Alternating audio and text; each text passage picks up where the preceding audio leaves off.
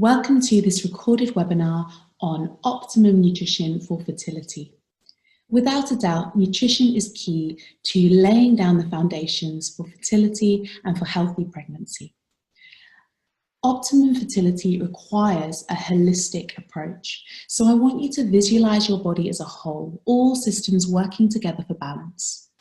Your nutrition needs to optimize your reproductive system, including the health of your sperm and your eggs, but also your digestive system, your immune system, your detoxification systems. And small changes make a really big difference here. So how do we design a diet for optimum fertility? Well, we start with the basics, your macronutrients. Macronutrients are the foundation from which we tailor your diet for optimum fertility. So firstly, we have protein. Protein provides the building blocks for your hormones and is also vital for building your eggs. Your ovaries need protein to mature ovarian follicles and release eggs during your monthly cycle. And research shows that women following high protein diets during IVF treatment are more likely to conceive. We recommend at least 1.2 grams of protein per kilo of body weight, and at least 25% of your total calories should come from protein when you're trying to conceive. Next, fats. Fats are crucial for hormone production, and saturated fats in particular are vital for the production of cholesterol, which is a precursor to all of your steroid hormones. It's really important to achieve balance of omega-3 and omega-6 fats. Low levels of omega-3 can lead to problems with implantation even when eggs are fertilized. And most people have a higher ratio of omega-3 compared to omega-6 fats. So I'd advise avoiding things like margarine and corn oil, sunflower oil, soybean oil. These are really high in omega-6. And replacing them with things like olive oil, flaxseed oil, and lots of oily fish. Then we have carbohydrates, and generally lower carbohydrate diets are beneficial for natural conception and for IVF success, which is due to the impact on blood sugar and insulin control. I'd encourage you to focus on low glycemic, complex carbohydrates and avoid simple carbs where possible.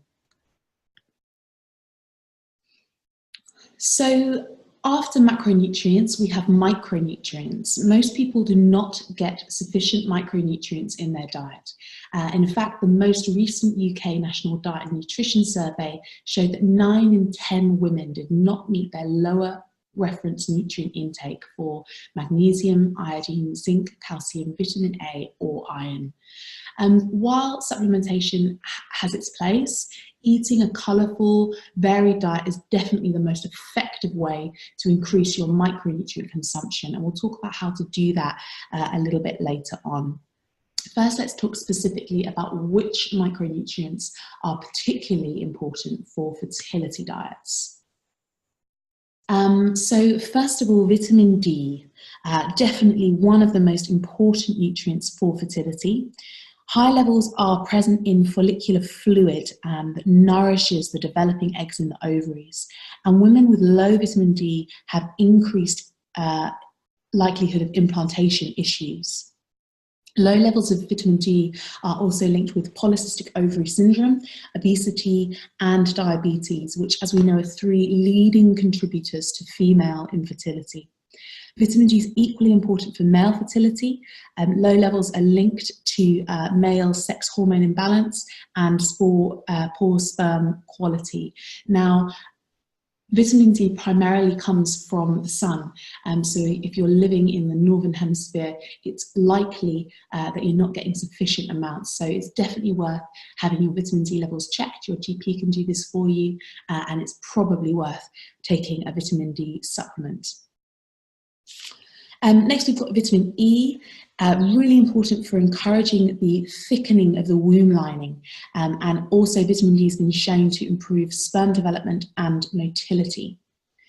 Inositol may play a crucial role in fertility and IVF success because it stimulates the ovarian follicles and encourages them to develop and mature. Inositol also provides eggs with a source of energy and lowers levels of testosterone in women, which can improve hormone ratios for ovulation and for fertilization. Zinc. Zinc's involved in many metabolic systems, including the rapid division of cells in the fertilized egg.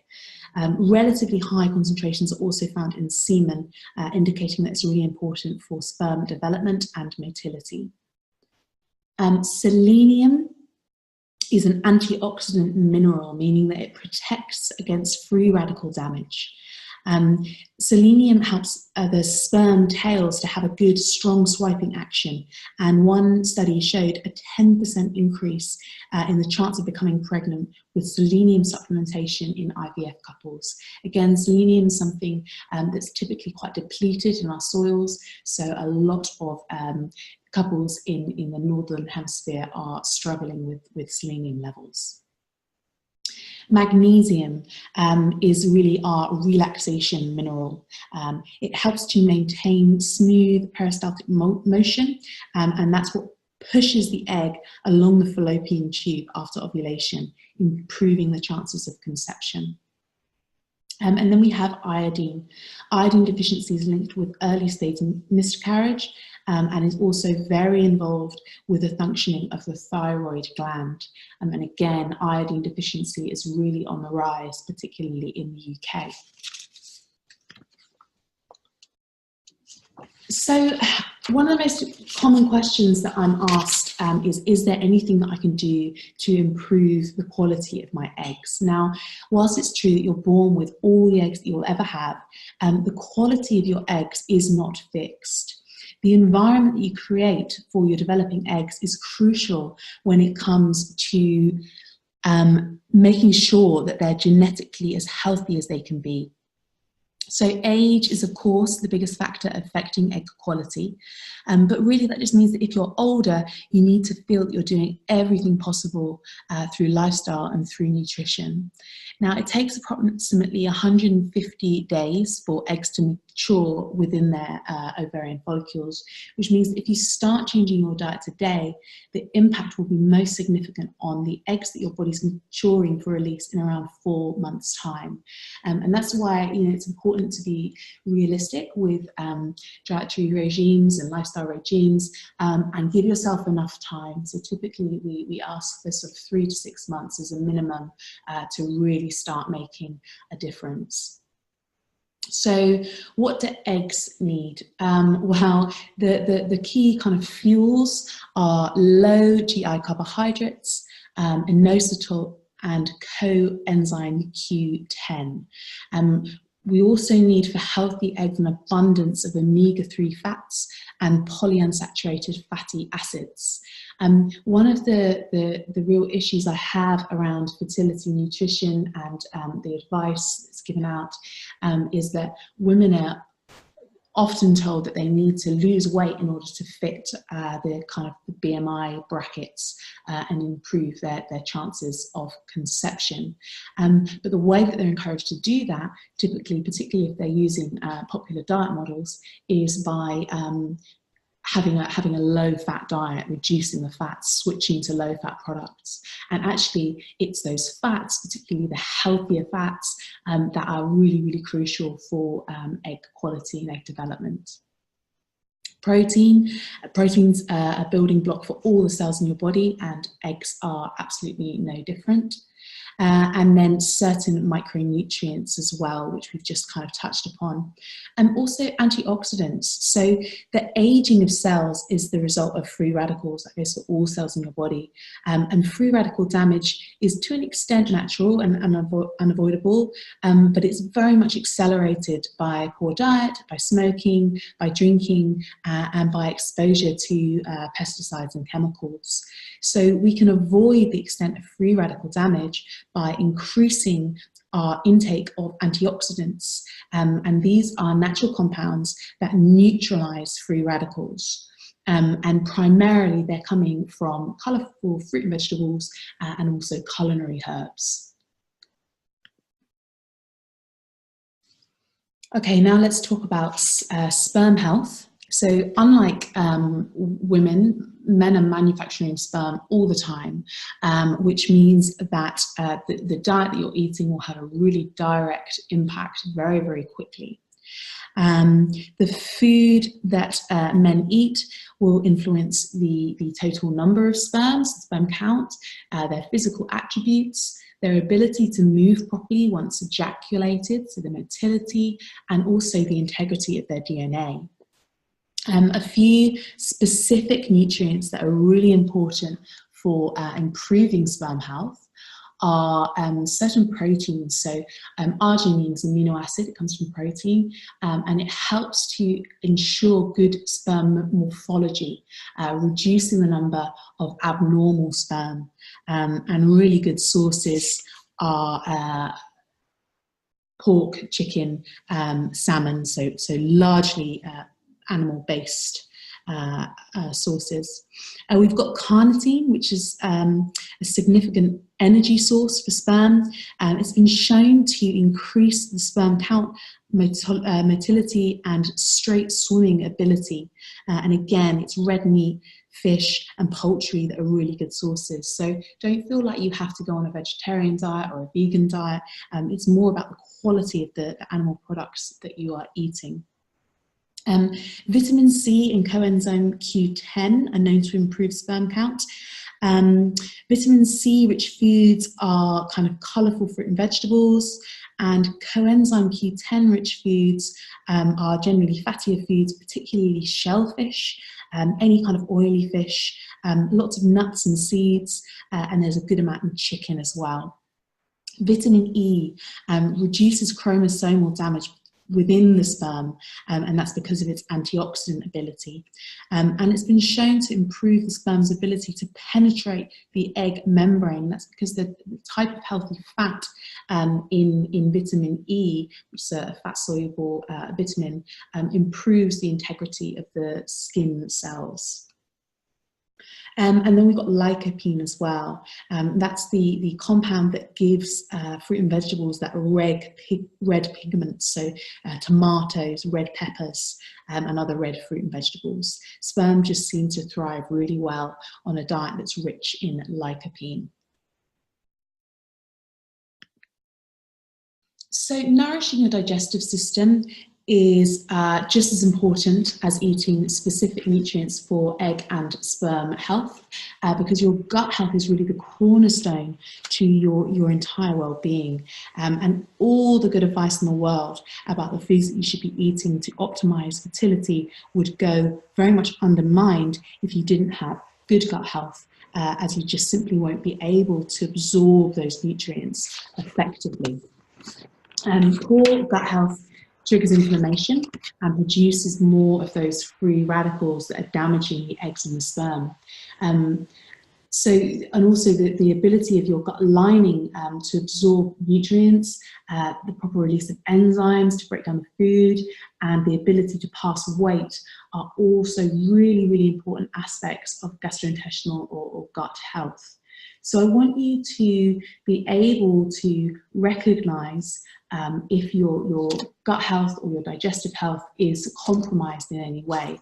So I've just listed a few areas of concern, really.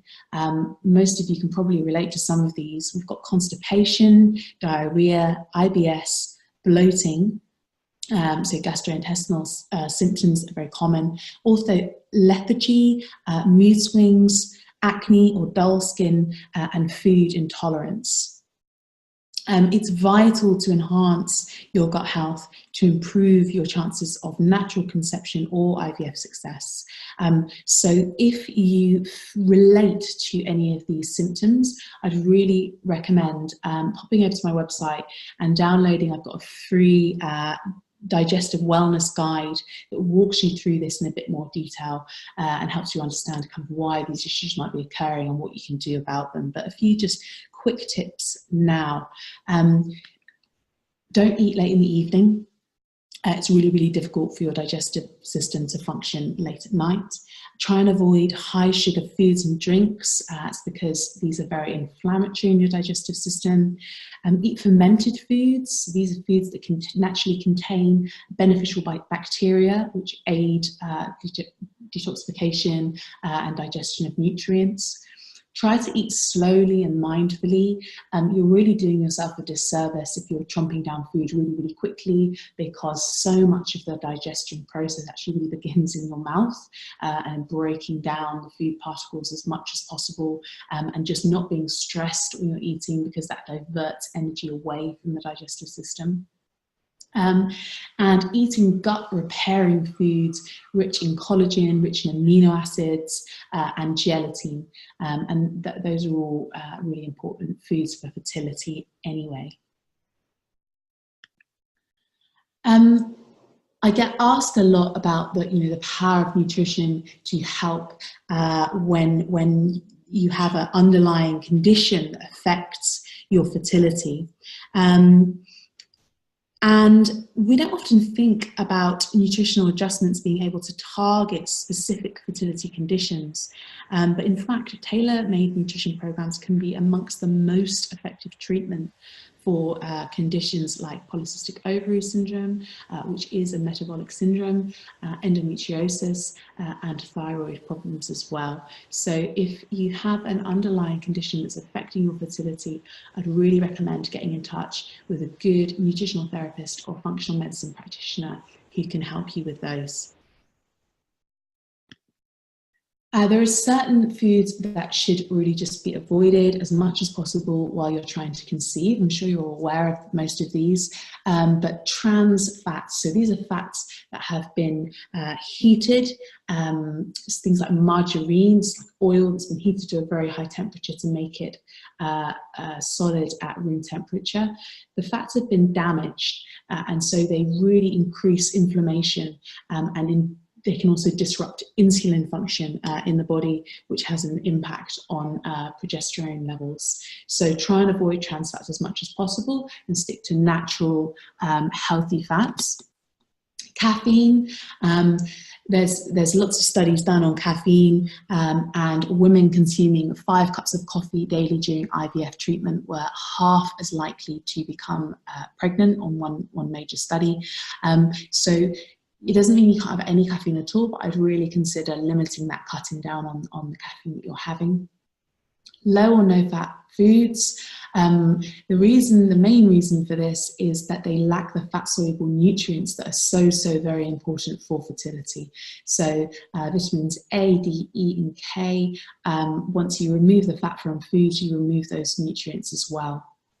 So stick to full fat products, but think about cutting back on your simple carbohydrates and your sugar, and that will be a much more effective way for you to achieve that optimal weight that you need at this time. Alcohol, you all know why. Again, you don't have to be completely teetotal, but I'd really recommend cutting down on your alcohol. Fizzy drinks, because they contain caffeine, they contain sugar, and also if they don't contain sugar, they often contain artificial sweeteners, which can disrupt hormones. And high mercury fish as well. We don't want to build up of mercury at this time. So I know I've just given you a load of information, it's all rather technical, but there are some simple things that you can do right now to improve the quality of your diet and make it more fertility friendly. And the first thing to do is to try and eat the rainbow. So try and make sure that you are getting a really broad spectrum of colour on your plate, ideally every time you eat, but certainly over the course of a day. The reason for this is that the pigments in fruit and vegetables indicate the different antioxidant and the different healing chemicals and nutrients that they contain. So if you're sticking with bland, boring colours, or if you're not getting much variety, it's quite likely that you're missing out on certain key nutrients. So loads and loads of colour.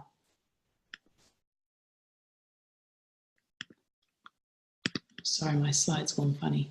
Here we go. Shop carefully is the second thing. So without really even significantly changing the meals that you're eating, if you can get into the habit of buying more seasonal fruit and vegetables, fruit and veg that's been locally sourced, those vegetables will be much, much higher in nutrients because they haven't been packaged up and flown halfway around the world, and they're fresh and they're seasonal, so they contain the right nutrients that you need for this time of year at whatever part of the world that you're actually in. So, you know, supermarkets aren't great for this, but if you can find a good greengrocers, or if you can buy an organic veg box or something like that, you'll be really, really doing yourself a favour. Buying organic where possible to cut down on pesticides. It's not possible to buy everything organic, so I have comprised a list of the most important things to focus on getting organic if you can, and also things that don't matter so much, and you'll find that on my website under resources. Choosing good quality grass-fed or free-range meat, eggs and dairy products as well. And believe it or not, this really, really changes the fatty acid structure and other aspects of the food that you're eating. So it's an ethical thing to do, but it's also a really, really important thing to do from a nutritional perspective as well, by the best quality you can afford. Try to use more sensible cooking techniques. So when we boil fruit and vegetables, most of the, certainly the vitamins are lost into the water very, very quickly. But if we can get into the habit of steaming or stir frying, we're locking far more of the nutrients in. And also choosing the best oils to cook. This is a little bit of a complicated area because some oils should be heated and others shouldn't. But again, take a look at my website, and there is a guide to fats and oils, which I hope you'll find really, really helpful. The second thing is keeping your blood sugar levels balanced. Basically, low blood sugar levels trigger the release of cortisol, which alters the way that your body responds to progesterone. And whenever your blood sugar levels spike because you've eaten sweet foods or because you've had caffeine or something like that, they're going to have to drop again afterwards, and they always drop a little bit further than they should do. Also, if you leave it too long between meals, your blood sugar levels will drop to a level that we don't want them to. So trying to eat little and often, around every sort of 3 to 4 hours is usually best. So I tend to recommend having 3 meals and 2 snacks throughout the day. So we don't want to be continuously grazing, but 3 meals and 2 snacks is best to even out your blood sugar levels. Combine carbohydrates with protein and with healthy fats. This helps to slow the release of sugar into the bloodstream. Avoid stimulants and stress. We've talked about stimulants, but also, you know, I appreciate when you're on a fertility journey, it can be an incredibly stressful time. So think about what you can do to help release some of that stress in a positive way. So this is where things like exercise, yoga, meditation, going out and doing fun stuff with your partner, this all really comes into play here. Eat fruit and vegetables in their whole form rather than juicing. When you juice, you remove the fibre, which means that a lot of the sugar is released into the bloodstream a lot more quickly. It's not so important with vegetable juices, but people tend to eat higher fruits to vegetable ratios when they're juicing. And try and replace refined sugar with better, more natural alternatives. So again, I've got a guide on the website that you can look at this in more depth, but replacing white sugar for things like coconut palm sugar, maple syrup, honey, medjool dates, stevia, you'll be getting much lower glycemic sugar, but you'll also be getting the vitamins and minerals and the cofactors that your body needs to utilize that energy effectively, so it's much better. I hope you found that really useful. I know it can be a big thing to try and make big, huge adjustments to your diet, and I know how important it is to get it right at this time. So I'd encourage you to think about, if you want to, and if you and your partner want to make significant lifestyle and nutrition changes, take a look at my Reinvent program. All the information's on the website www.rosielettsnutrition.com/reinvent. I've developed this program to teach you about all the important elements of optimum nutrition, but to do it in a sustainable way. So rather than trying to make all the changes at once, we just focus on one aspect at a time. I get you to really think about one part of your nutrition. I give you the resources that you need. I give you meal plans if you want them, lots of recipes. And then once you've really nailed that, you move on to the next step.